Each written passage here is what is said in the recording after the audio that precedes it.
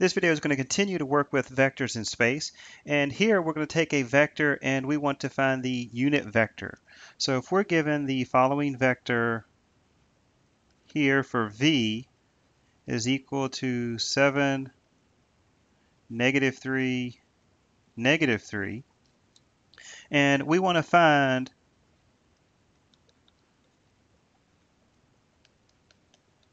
the unit vector. So here we have this vector, and if we plot this, and I'll try to draw a little bit of a sketch here for this vector, we have our z, and here is our y, and here coming out of the screen, this would be our x. So if we look at this, we have our x coordinate here is 7, so that means we're coming out 1, 2, 3, 4, 5, 6, 7, and then -3. That means here we're going in the negative direction here. So that means we're going to go 3 to the left.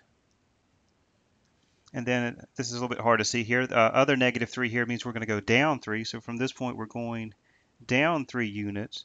So our vector, if it starts here at the origin, is going to go from here to this location. So this is our given vector v, and what we're trying to find is we want to find the unit vector that goes in that direction. So here we want to find the vector that comes out here 1 unit. So that's what we're trying to locate. So we want to find this unit vector, and keep in mind here, if we're looking for the unit vector, the formula for that is going to be, and I'll call it u, it's going to be the vector divided by the magnitude of that vector. So this is going to be our way to find the vector, the unit vector, just like we did in 2-space. So the first thing we need to actually calculate is what is the magnitude of v. So we know that if we're going to find v, so here the unit vector is equal to v, which would be 7, -3, -3, and that's going to be divided by the magnitude of v. Well, the magnitude is going to be the square root of 7 squared plus -3 squared plus -3 squared. So therefore, we're going to end up with 7, -3, -3, and this is going to be divided by, what are we going to get here? Well, 7 squared is 49, -3 squared is 9, -3 squared is 9. So 49 plus 9 plus 9, we're going to end up with the square root of 67.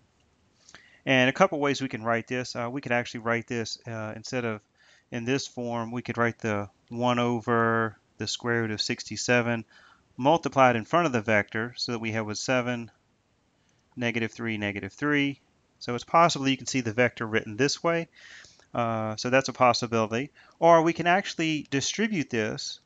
Now, some of the answers you're going to find as you're taking your practice problems or the quizzes or your chapter test, they may leave this number out front, but we could actually distribute that as well, and we would end up with the vector 7 over the square root of 67, and then -3 over the square root of 67, and again -3 over the square root of 67. So either one of these would be really acceptable answers. So if it's multiple choice, either one of those could be there.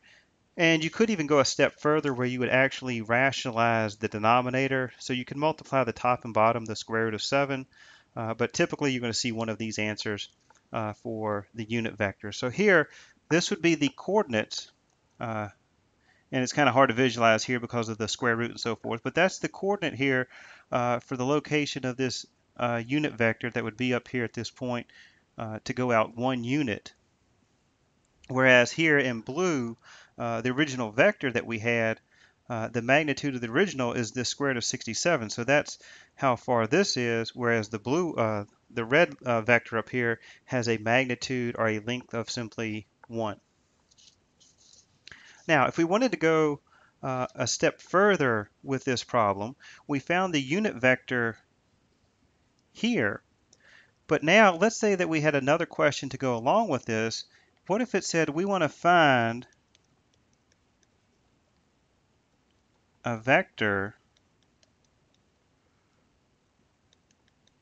with a magnitude, and we'll go a little crazy. Let's say there's a magnitude of 7/3.